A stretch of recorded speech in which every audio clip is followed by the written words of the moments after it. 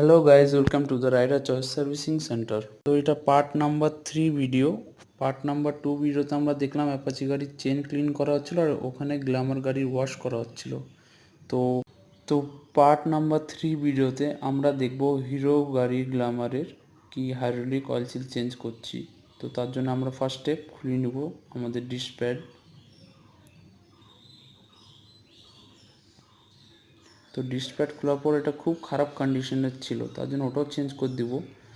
তার সাথে সাথে হাইড্রোলিক রডও খোলা হয়ে গেছে, আর তার মধ্যে দেখতেই পাচ্ছ অ্যাপাচি আরটিআরের চেন ক্লিন করার সময় কত খারাপ অয়েল বেরালো। আর তারপরে হাইড্রোলিক অয়েল সিল এবার খুলবো, আর এইদিকে কত নোংরা আটকে আছে দেখতেই পাচ্ছ। অ্যাকচুয়ালি হাইড্রোলিক অয়েল সিল কেটে যাওয়ার জন্য ওটা অয়েল লিক হচ্ছিলো, আর এদিকে পুরো ভিতরে যা আছে সব ক্লিন করে নেবো।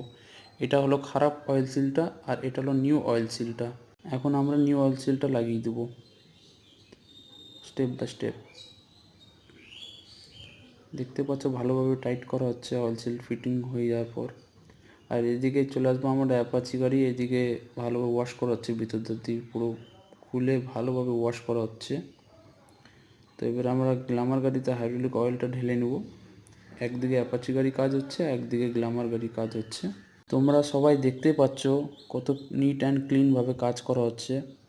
সামনে থেকে ভিতর সব আমরা ক্লিন করে নিচ্ছি ভালোভাবে। আর এদিকে হাইড্রোলিক রডও রেডি।